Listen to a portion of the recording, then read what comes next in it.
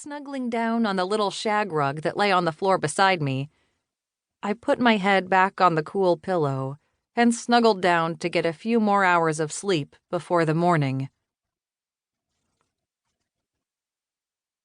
The weather was getting cooler, and it was time to start getting the farm ready for fall. Since I'd been back home, I'd adjusted to getting up at sunrise, and sometimes even before.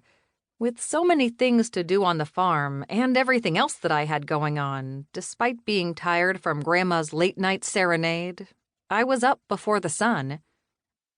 I pulled on a pair of work pants, my muck boots, and a sweatshirt. I wrangled my dark hair up into a ponytail and caught my reflection in the full-length mirror. I couldn't help but giggle. When I had lived in New York, my daily uniform was trendy dresses, cute jewelry, and stylish heels. If the girls from the ad agency could see me now, they would die laughing. Grandma had made some ham and biscuits the day before, knowing we would be busy but need a hearty breakfast for the day ahead. Grandma and Grandpa were already at the kitchen table when I came down. I grabbed a cup of coffee and a biscuit from the counter and sat down. "Mornin', Emma dear. Sleep well?" Grandma asked.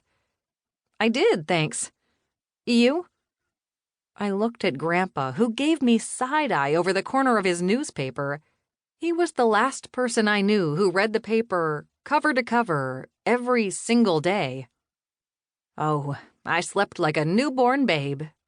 Grandma smiled. "So, how are Susie's wedding plans coming along?" "It's going well. I can't believe we have barely a week before she becomes a married woman. It seems like just yesterday we were walking the stage at high school graduation."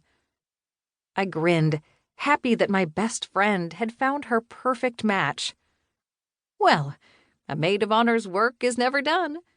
If you need any help, you let me know, dear." She patted me on the shoulder. "I hear that this event is getting bigger by the day." Grandma was clearly being fed information from the quilting circle, Hillbilly Hollow's own gossip chain. She had a point, though. Susie had started off saying they wanted a small, cozy ceremony, something simple with family and friends.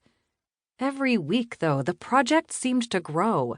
I had created adorable invitations and place cards for her, if I do say so myself.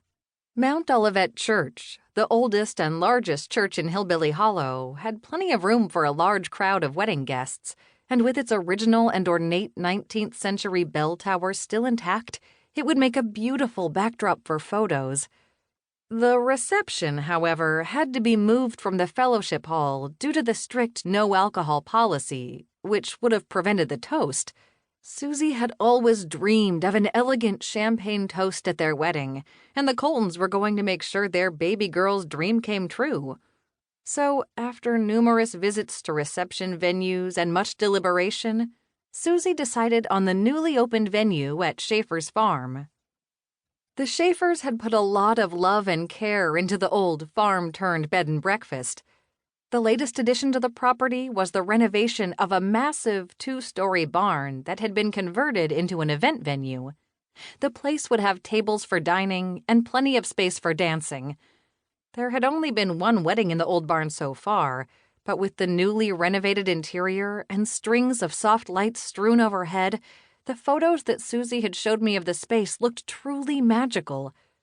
Grandma's information from the quilting circle, at least on the transformation of Susie and Brian's wedding from a simple family affair to the event of the year, had been accurate. My first chore of the day was winterizing the chicken coop.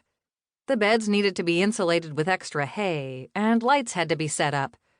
The chickens would keep laying as frequently as they had in the summer if we set up lights on timers to fool them into thinking it was still summertime. When it got really cold, we would add some heat lamps, but that would be weeks away yet. After the chicken coops were set up, I helped Grandpa clean out the chimney on the wood stove that heated the house. I helped him clean out the firebox of the stove. Since he had already been up on the roof the night before retrieving Grandma and knew better how to keep from making a mess in the house while we cleaned, I got up on the roof. I was cautious as I stepped from the top of the ladder onto the shingles.